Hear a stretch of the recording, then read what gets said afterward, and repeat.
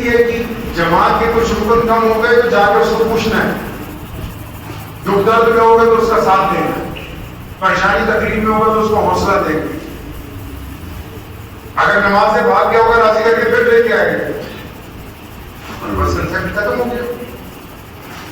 امام اس لیے لگایا، آپ نے کہا نا کہ جی مشورے میں خیر ہے، ٹھیک ہے خیر ہے، لیکن نبی علیہ السلام نے حکم دیا کہ امیر کی اطاعت کرو۔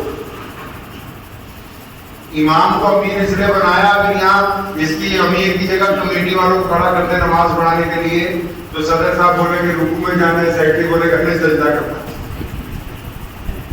نہیں سمجھے؟ کچھ ممبر کہیں گے نہیں ابھی قیام کا وقت ہے۔ یہ نماز نے آپ کو سکھایا کہ ایک بندے کی اطاعت کرنا۔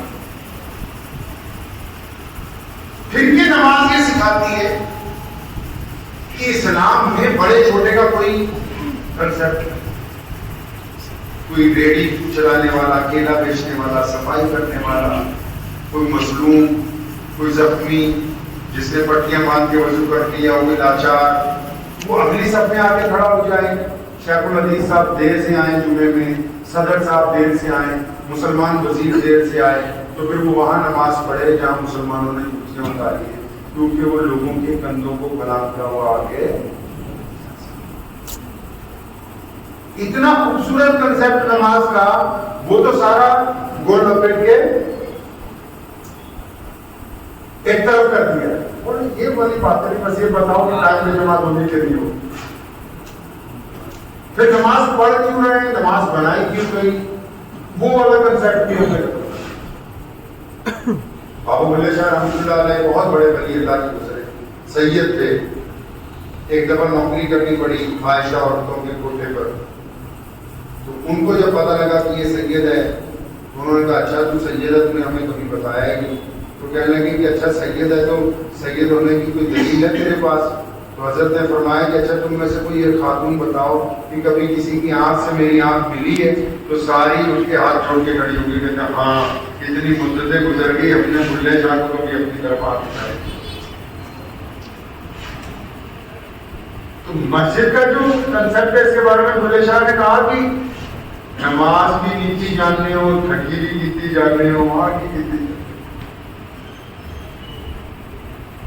قرآن نے کہا ان الصلاۃ تنہی عن الفحشاء والمنکر، بھی اللہ نے نماز اس لیے پڑھ دی کہ گندی باتیں کرنے چھوڑ دو، اور اب ہم نماز بھی پڑھ رہے، ٹھگی بھی کر رہے، نماز بھی پڑھ رہے، چوری بھی کر رہے، تو نماز کا کنسپٹ ختم ہو گیا۔ پھر قرآن نے کہا آیت الذی یکذب بالدین فذلک الذی یدعو الیتیم،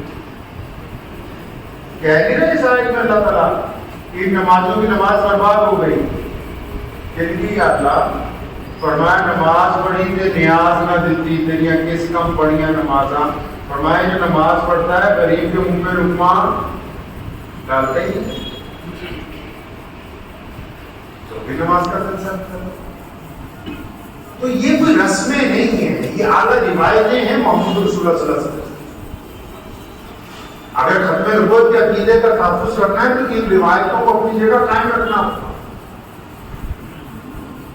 ان روایتوں کو اگر آپ بلا دیں گے تو آپ کا سسٹم درم بھرم ہو جائے، پھر رسم رہ جائے گی، مقصد ختم ہو جائے۔